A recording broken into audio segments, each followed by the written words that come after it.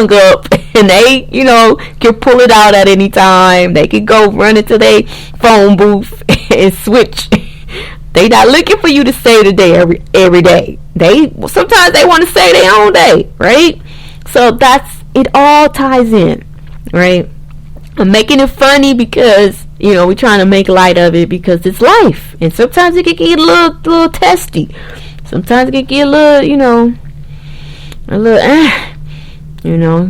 that's why you got so many bitter exes. That's why you got so many angry, which takes me back to my point. I said, you guys, I saw a good movie last night called Angrily Ever After, the opposite of Happily.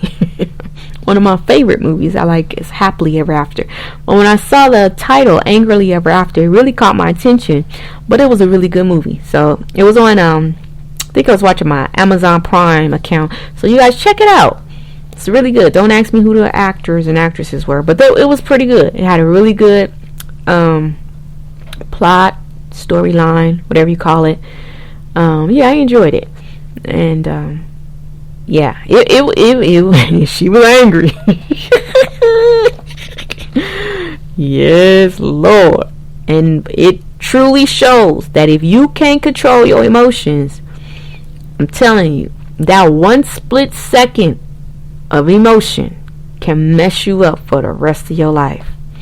And also, that one split second, 3 minutes of pleasure. We gonna go there. Let's go there. That 3 minutes of pleasure can send you down a road to no return. So we want to make better choices. That's the whole gist of this dating. Stop dating the wrong Mr. and Mrs. Right. Make it better choices. It's a choice. We try to throw the blame once the choice we made blows up in our face. Years later, months later, weeks later, hours later, however long your relationship did not last, you want to then blame the person that you was in it with, but you got to take responsibility. And I think if more women, I could speak to you because I'm one, and men, but ladies, if we take more responsibility for our choices, the fact that we chose, he didn't make us, he didn't force us, we chose, then, I think life would be a little bit better for you. And you'd be a lot less bitter and a lot of better because of, the experiences that you've gone through. And you can grow and one day be mature enough like me and say that you really would not have changed a thing. Looking at it because it got you to where you are now. And I'm excited about the woman I've become. So hopefully, we can all get there. But get a life before you get a mate. That's the most important thing. Have a life that you can bring them into, and you both can join and adjust and balance together. Don't look for the other person to become your all in all. That's too much responsibility for another person. It just is. Okay. So let's see. It says, join a men's or a women's group, a book club. Start your own business. Do not sit around dwelling on your past mistakes or relationships that did not work, or relationships that were not really made to work from the beginning. This brings me to another important point. More than half of our relationships that start out were never meant to have happened from the start. Just because you got in a relationship does not mean you were supposed to have been involved in it. Now I know you like, what you talking about? What you mean? What you trying to say? Well, after this little break, I'm going to tell you. So y'all listen to this music real quick, and I'll be right back.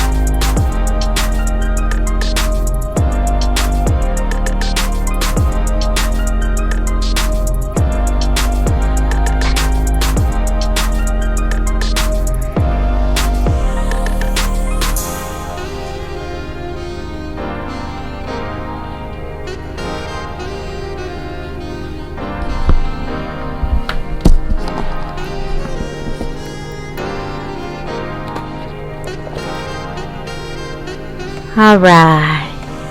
Thank you for bearing with me. You know, when you're a one-woman show and you drink a lot of water, you gotta take little breaks every now and then. You know what I'm saying? Alright, so let's get into some scenarios, because this is gonna be good. This is gonna really make y'all think, for real. Okay, so let's keep the music flowing in the background, right? I like that track. Let's start that again. Okay, so listen to this. Scenario number 1, okay? You go to the mall for a new pair of shoes.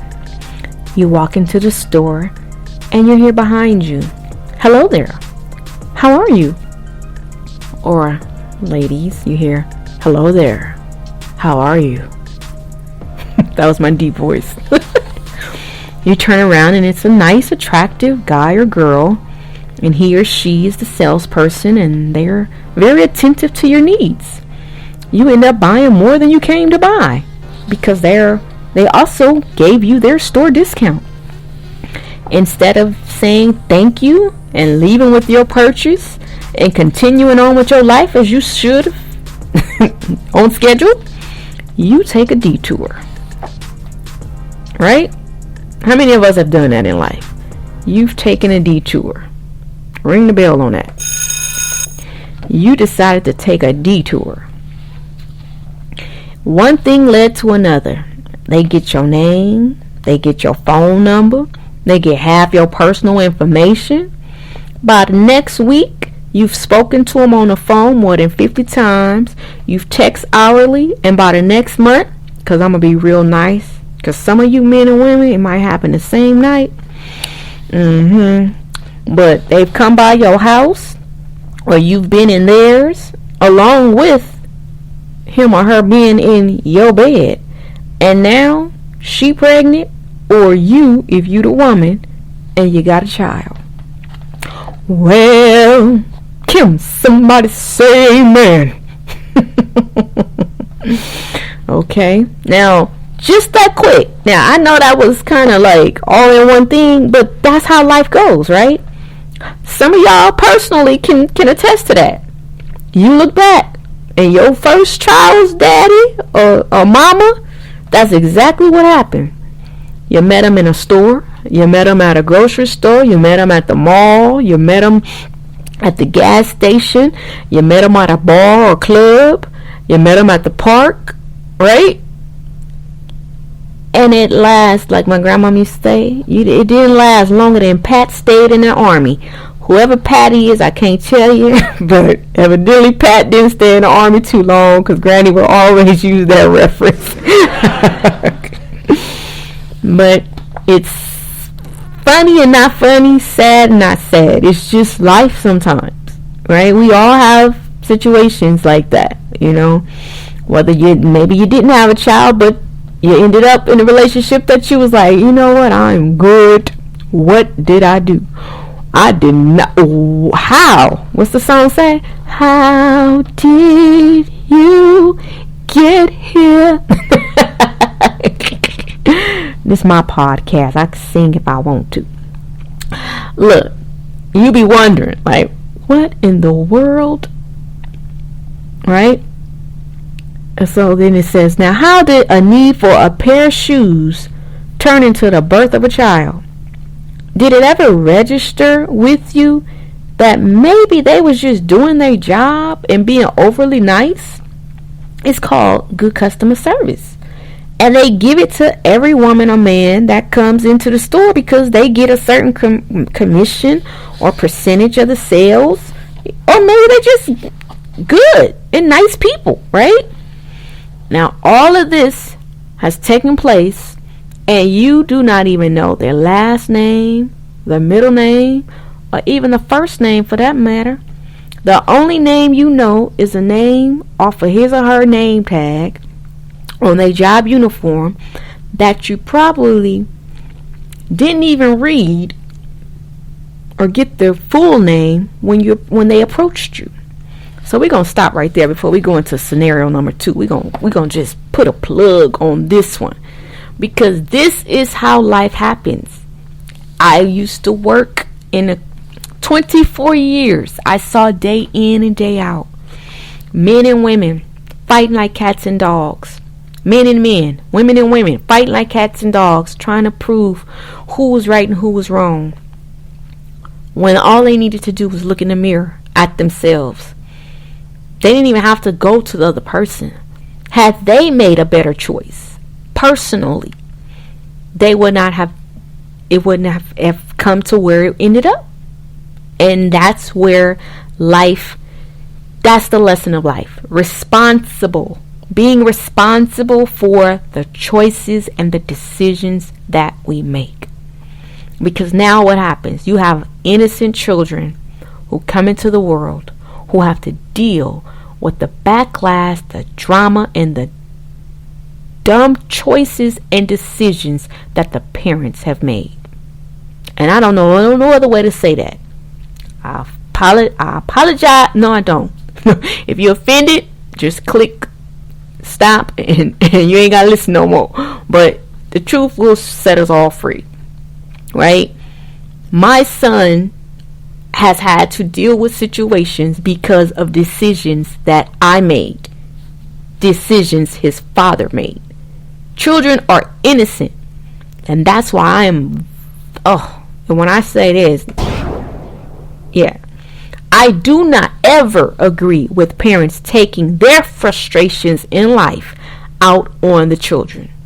It is not that child's fault. I don't care how much she look like her daddy, ladies. How much he act like his mama, men. Vice versa. I don't care how much that boy look just like his daddy, or act like his daddy, or get angry like his daddy. Guess what? That was the man you chose to lay with to produce that child, and you can't get mad at the child. And if you are, shame on you. Shame, shame, shame. I wish I could see my face. It is not fair to that child, and you need to grow up. Seriously. Suck it up. It's a decision you made. Whether you agree with it, you look back and say, what was I thinking or not? You did it. You can't blame him. You can't blame your mama. You can't blame your granddaddy. You can't. If I can't blame him, nobody else can blame. Sure, if I gotta suck it up, you gotta suck it up. And it is what it is. But kids should not have to suffer at the hands of adults. What decisions adults made. Give that child, those children, or however many, give them the best life ever. Whether you're with a person or not. Whether you like the person or not. Whether you agreed with the person or not. That has nothing to do with the child. Takes me back to, I've heard it over religiously in court. It is what's in the best interest of the child. Not what you feel, not what makes you feel like the boss, not what makes you feel like the man or the woman, not what gives you your vengeance or your revenge. No. What is best for the children. And 9 times out of 10, if you still angry and bitter, you are not the person to make that decision. What's best for the child? Because everything that you're going to decide is going to be based on your one-sided story. And I have to, ladies, I speak from experience.